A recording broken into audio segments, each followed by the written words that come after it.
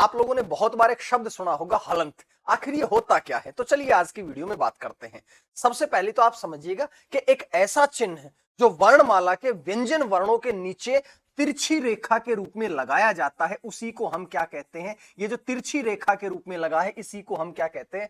हलंत। इसकी एक विशेषता है कि जिस भी व्यंजन के नीचे लगा है वह व्यंजन आपका स्वर रहित हो जाता है। स्वर रहित का मतलब है कि आप आसान भाषा में कह लीजिएगा कि वह व्यंजन आपका आधा हो जाता है। और एक बात समझिएगा, यह जो तिरछी रेखा है या ये जो हलंत है, ये कभी भी स्वर के नीचे नहीं लगता है, यह हमेशा व्यंजन वर्णों के नीचे ही लगाया जाता है। दूसरी बात एक और समझेंगे कि इसका नाम हलंत ही क्यों रखा गया है। कोई आसान सा नाम भी हो सकता था, लेकिन हिंदी और संस्कृत भाषा जो है, जब भी आपको कोई प्रश्न पूछती है तो उसका आंसर भी साथ साथ दे देती है अनेक बार। जैसे लिखा है हलंत, यह हलंत शब्द कैसे बना है?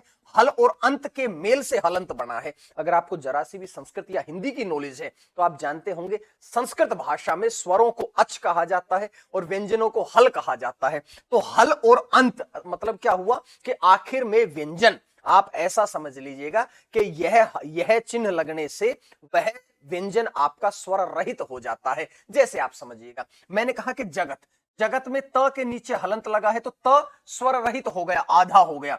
विद्वान में न वर्ण आधा हो गया, स्वागतम में म वर्ण आधा हो गया। तो ध्यान रखिएगा कि व्यंजन वर्णों को स्वर रहित करने के लिए हम हलंत का प्रयोग करते हैं। मेरे हिसाब से आइंदा आप कभी मार नहीं खाएंगे इस चीज में। और अगर आपको अच्छी लगती है तो इसको शेयर भी कर दिया करो भाई, ठीक है? फिर मिलता हूं, धन्यवाद, थैंक यू वेरी मच।